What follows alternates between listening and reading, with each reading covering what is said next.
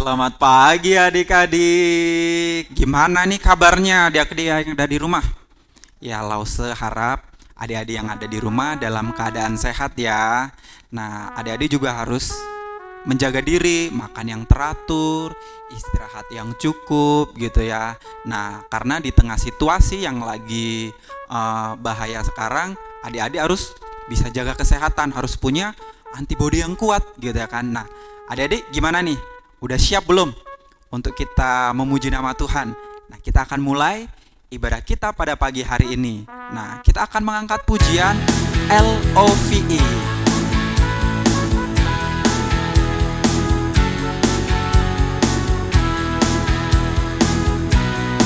I say L, I say L-O, L-O-V, L-O-V-E. Everybody needs some love. Everybody needs some love. Everybody needs some love. Everybody needs some love. Kita angkat sekali lagi. I say L, I say L-O, L-O-V, L-O-V-E. Everybody needs some love. Everybody needs some love. Everybody needs some love. Everybody needs some love. Oke adik-adik, sebelum kita mengangkat pujian kembali, sebelum kita mendengarkan firman Tuhan, kita terlebih dahulu bersatu di dalam doa. Tuhan Yesus yang baik, kami bersyukur kalau pada pagi hari ini Tuhan boleh bangunkan kami boleh dalam keadaan sehat, mendapatkan pertolongan, penyertaan yang daripada Tuhan. Kami akan memulai ibadah kami Tuhan, kami akan memuji, memuliakan nama Tuhan, dan kami rindu bila melalui setiap pujian kami boleh berkenan, bahkan ada nama Tuhan boleh dapat ditinggikan. Kami serahkan ibadah kami ini ke dalam tangan kuasa-Mu Tuhan, hanya di dalam nama Tuhan Yesus kami telah mengucap syukur dan kami telah berdoa, haleluya, amin. Oke adik-adik, udah siap belum nih dengerin firman Tuhan? Sebelum kita mendengarkan firman Tuhan, kita mengangkat pujian Yesus sayang padaku.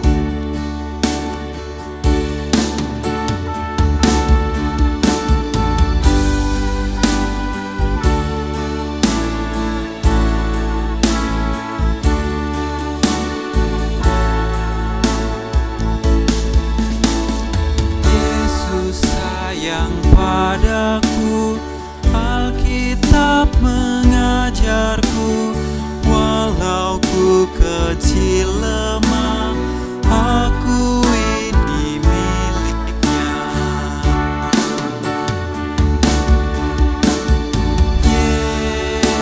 Yesus Tuhanku, sayang padaku. Itu firman-Nya di dalam Alkitab.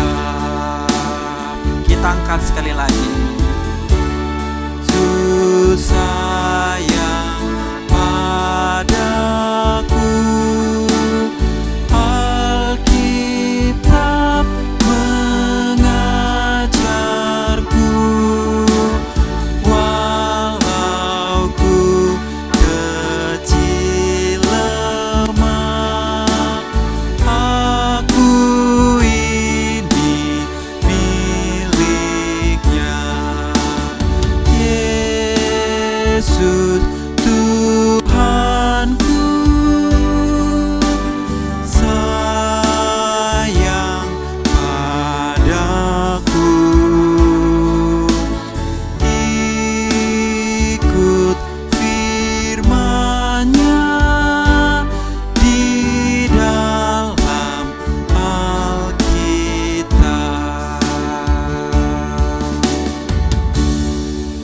adik-adik, kita persiapkan hati kita untuk kita mendengarkan firman Tuhan. Adik-adik persiapkan Alkitabnya, duduk tenang, duduk rapi, kita dengarkan firman Tuhan.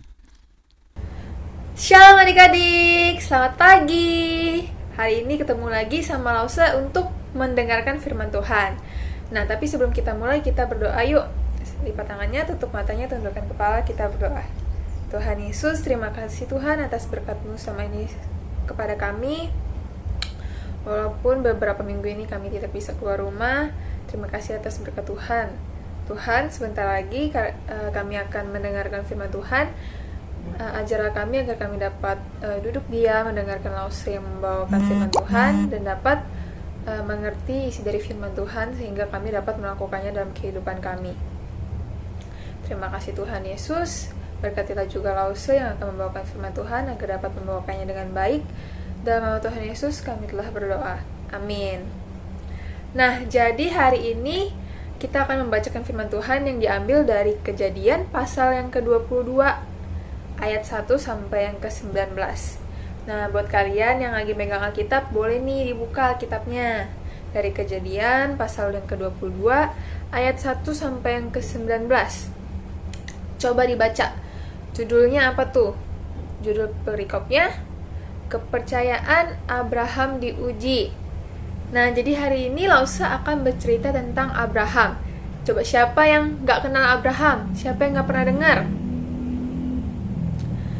Nah, jadi Abraham ini tuh terkenal dengan ceritanya. Dia mempunyai anak di usia tuanya bersama istrinya, yaitu siapa? Sarah. Jadi cerita Abraham ini tuh terkenalnya itu, dia mempunyai anak bernama Ishak di usia tuanya. Karena pas masih muda ini, Sarah itu tidak bisa mengandung, sehingga Tuhan memberikan anak di usia tuanya. Nah, tapi sekarang kita nggak membahas itu, kita akan membahas tentang ini nih.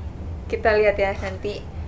Nah, jadi setelah Abraham dan Sarah mempunyai anak bernama Ishak, Tuhan mau uji Abraham, uji kepercayaannya Abraham, uji imannya Abraham. Karena Abraham ini kan merupakan salah satu anak Tuhan yang taat banget gitu.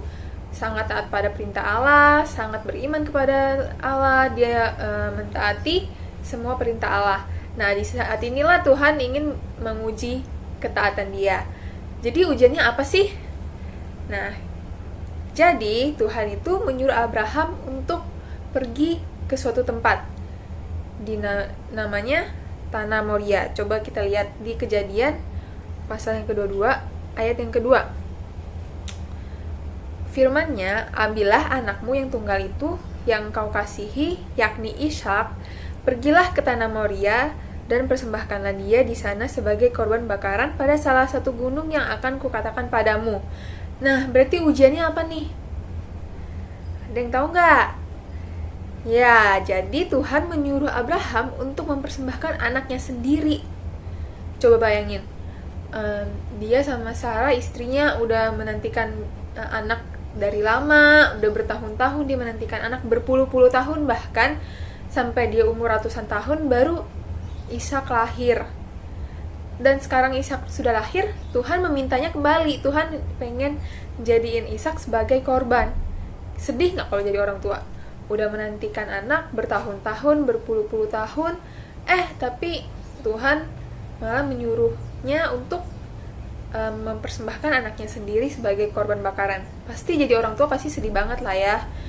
Anak satu-satunya, yang dari istrinya, yang dari Sarah, terus ntar mau dikorbanin, pasti sedih banget buat kehilangan anaknya. Nah, sesudah itu, keesokan harinya, Abraham ternyata langsung pergi pagi-pagi ke tempat yang Tuhan perintahkan itu. Yaitu di tempat apa? Tanah Moria. Nah, setelah itu Abraham pergi pagi-pagi bersama dua pelayannya, bersama dua bujangnya dan juga anaknya yaitu Ishak. Dia pergi ke tempat itu. Dia bawa kayu bakar, dia bawa pisau, bawa api untuk persiapan nanti di gunung itu. Wah, berarti Bapak Abraham ini walaupun anaknya sendiri mau dikorbanin, dia tetap taat ya sama Tuhan. sesudah itu, setelah dia sampai nih perjalanan 3 hari lamanya, Abraham pun menemukan tempat itu. Dia menemukan dari jauh kelihatan tempat itu.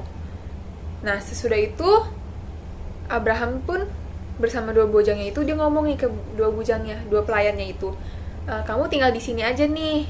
Saya dan Ishak akan pergi ke suatu tempat, yaitu gunung yang tadi Tuhan janjikan itu kan, yang pada ayat yang kedua, yang tadi gunung yang akan Yesus katakan pada yang Allah katakan pada Abraham. Nah, sesudah itu tinggallah 2 bujangnya itu di tempat itu. Kemudian Abraham dan Ishak pergi nih, dia pergi naik ke gunung yang Tuhan janjikan itu. Nah, setelah itu Abraham pun mengambil kayu untuk korban bakaran dan memikulnya di bahu Ishak. Dia bersama-sama dengan anaknya pergi ke gunung itu. Dan setelah itu berkatalah Ishak kepada Abraham. Jadi Ishak ngomong nih ke bapaknya, Bapak. Terus Abraham nyautin, ya anakku. Terus Ishak lagi nanya, di sini sudah ada api dan kayu, tapi di manakah anak domba untuk korban bakaran itu? Nah, di sini Ishak nggak tahu nih, dia yang bakal dikorbanin. Yang dia tahu domba, tapi ternyata dombanya nggak ada. Jadi dia bingung, dia nanya ke bapaknya, mana nih kok nggak ada korban bakarannya, nggak ada dombanya? Nah, kemudian di sini nih, yang di ayat ke-8, coba kita baca sama-sama. Sahut Abraham, Allah yang akan menyediakan anak domba untuk korban bakaran baginya anakku. Nah, di sini menunjukkan kalau Abraham ini tuh sangat beriman kepada Allah, karena Abraham di sini ngomong, Allah yang menyediakan anak domba untuk korban bakaran baginya anakku.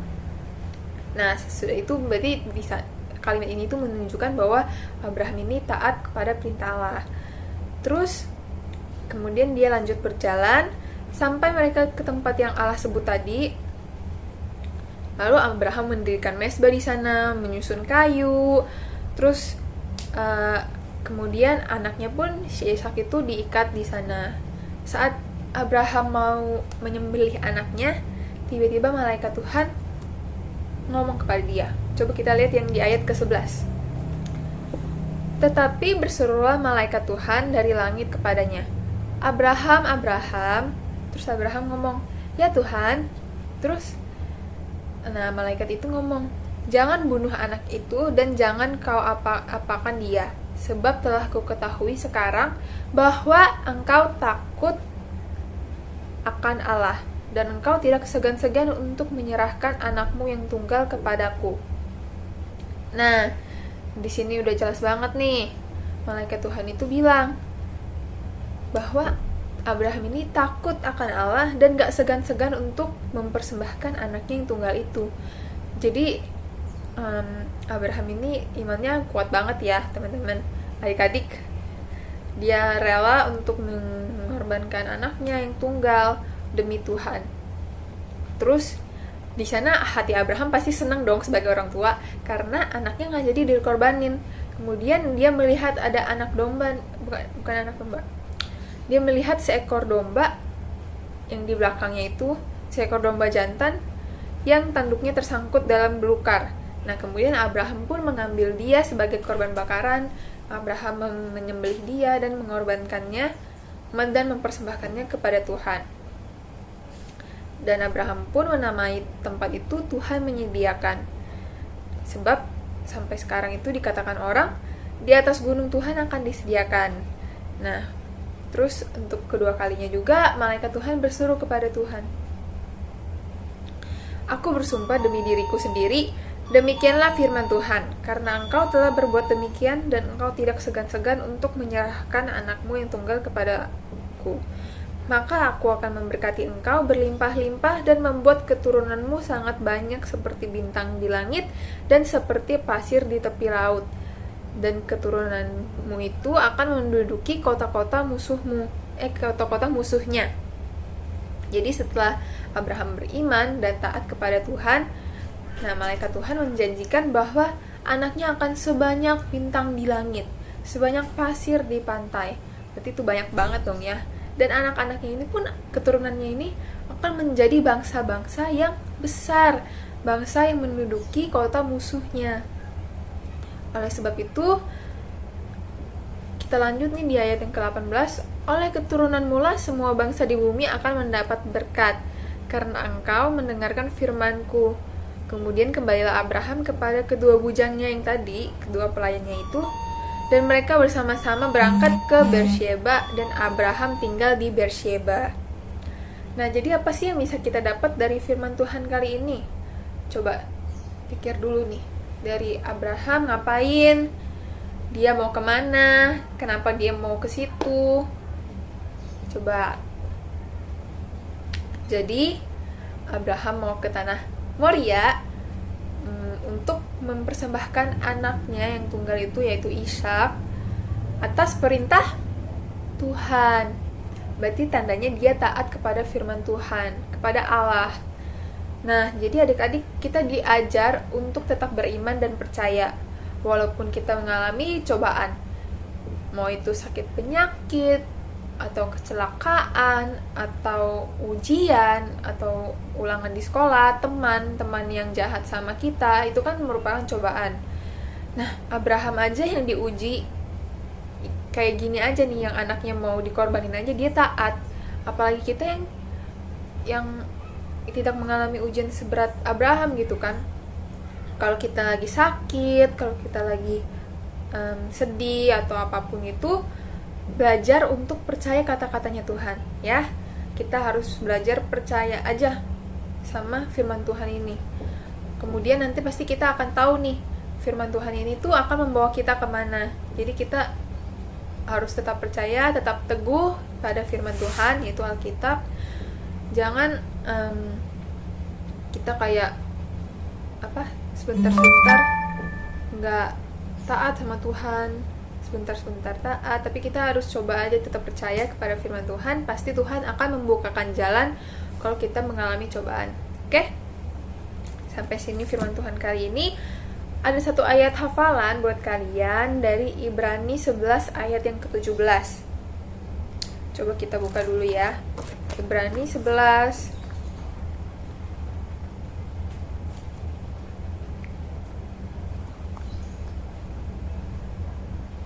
ayat yang ke-17.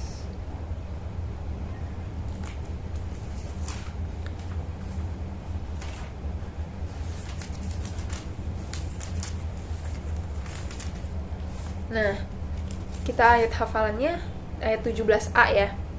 Ibrani 11 ayat 17a. Karena iman, maka Abraham tatkala ia dicobai mempersembahkan Ishak. Sampai situ aja. Coba kita hafalin. Karena iman, maka Abraham tatkala ia dicobai mempersembahkan Ishak. Oke, sampai situ dulu firman Tuhan kali ini. Semoga kalian terberkati, semoga kalian bisa terus percaya sama Tuhan, mempunyai iman sebesar Abraham yang terus taat kepada Tuhan, dan menjadi berkat buat semua orang. Oke? Yuk kita berdoa.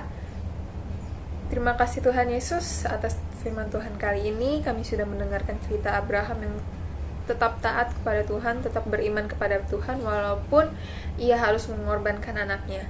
Tuhan, ajarlah kami agar kami dapat seperti Abraham, ajar kami agar kami dapat taat kepada Tuhan walaupun itu berat, walaupun kami mengalami kesusahan dan kesedihan. Ajarlah kami agar kami dapat selalu percaya dan bergantung kepada Tuhan.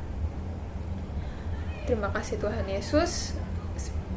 Dalam nama Tuhan Yesus kami telah berdoa. Amin. Oke, sampai jumpa minggu depan teman-teman. Bye-bye. Oke adik-adik, gimana tadi firman Tuhannya? Ya pasti memberkati kita semua ya. Biarlah melalui firman Tuhan yang tadi kita dengarkan bersama-sama boleh menolong, memberkati di dalam kehidupan kita.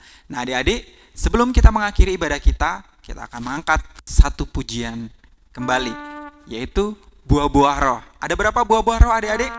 Ada 9, ya benar. Nah kita akan menyanyikan buah-buah roh.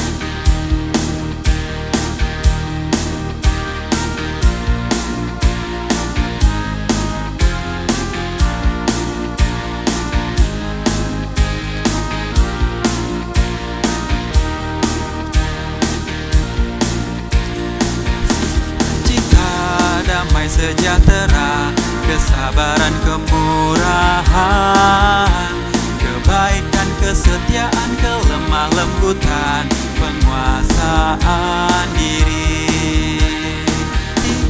Inilah buah Roh Kudus mengalir dalam hidupku. Ku mau hidup dipimpin Roh Kudus setiap hari. Kita angkat sekali lagi.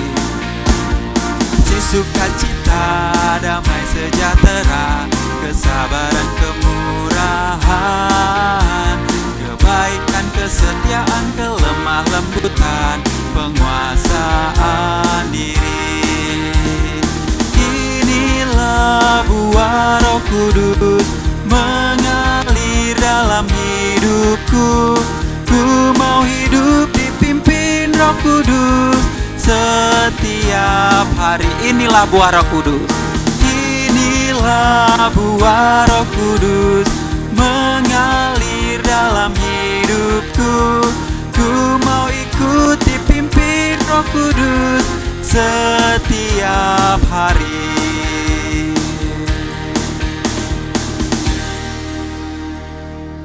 Oke adik-adik, kita akan tutup ibadah kita pada pagi hari ini dengan kita berdoa, doa Bapa kami, dan nanti mengangkat pujian Bapa terima kasih. Kita doa-doa Bapa kami. Bapa kami yang di sorga, dikuduskanlah namamu, datanglah kerajaanmu, jadilah kehendak-mu di bumi seperti di sorga. Berikanlah kami pada hari ini makanan kami yang secukupnya, dan ampunilah kami akan kesalahan kami, seperti kami juga telah mengampuni orang yang bersalah kepada kami. Dan janganlah bawa kami ke dalam pencobaan, tetapi lepaskanlah kami daripada yang jahat. Karena Engkau punya kerajaan dan kuasa dan kemuliaan sampai selama-lamanya. Amin.